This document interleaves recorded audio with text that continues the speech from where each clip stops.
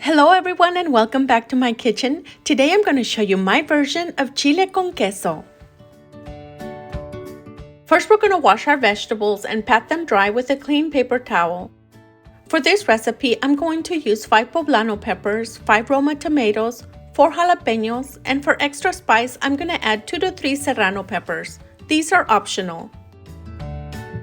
Take them over to the oven and broil on high for 20 minutes. After 10 minutes or until they're nice and blistered on the first side, turn them over and place them back in the oven for an additional 10 more minutes.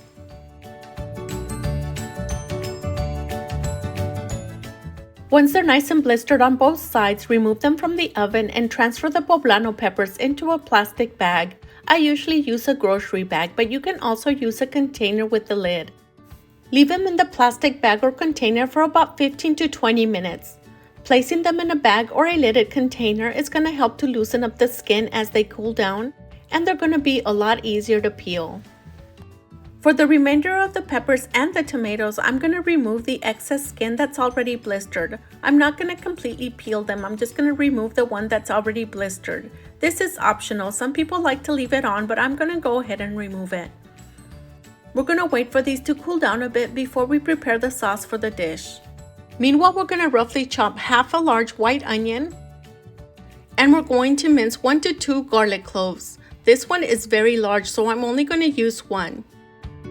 We're also going to need 1 pound of Queso Panela.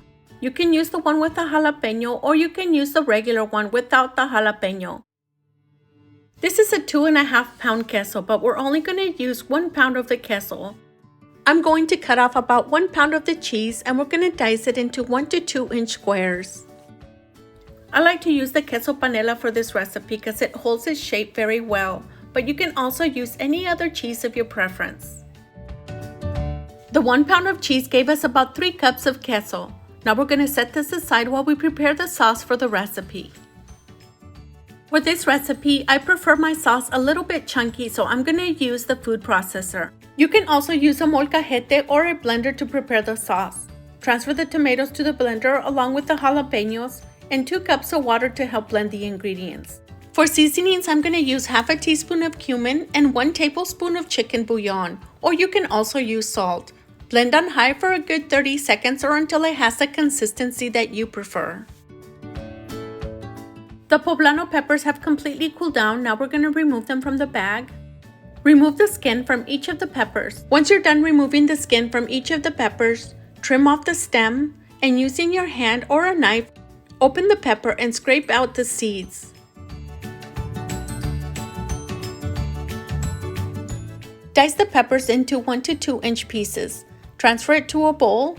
Now that we have all the ingredients ready, we're going to take everything over to the stove. Start out by heating up a good amount of vegetable oil over medium-high heat. Add in the onion and the garlic and saute for about 5 to 7 minutes or until the onion is nice and fragrant and translucent. Add in the diced Poblano peppers, mix it in with the onion and the garlic and saute for another 5 minutes. This is a great recipe for those of you that are following a low-carb diet or for those of you that can't consume meat. If you want to add a little bit more to this recipe, you can also add diced potatoes right after the onion and the garlic, and then the peppers. After 5 minutes, add the salsa from the food processor. I'm also going to add half a cup of water to the food processor to get the remainder of the sauce that remains in there. Give it a good mix. At this point, you can also taste it to see if it needs additional seasoning. I ended up using an additional tablespoon of chicken bouillon, or you can use salt if needed, or any other seasonings of your choice.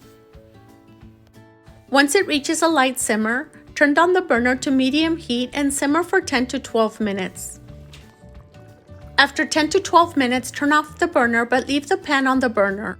Add in the panela cheese. Give it a light mix to ensure the panela cheese is completely submerged in the sauce. Cover and allow it to rest for 10 to 15 minutes before serving. This recipe goes great with fresh homemade flour tortillas. Enjoy it as a soup or with your favorite side dishes like rice and beans. Thank you so much for watching, and I'll see you in our next video with a different recipe.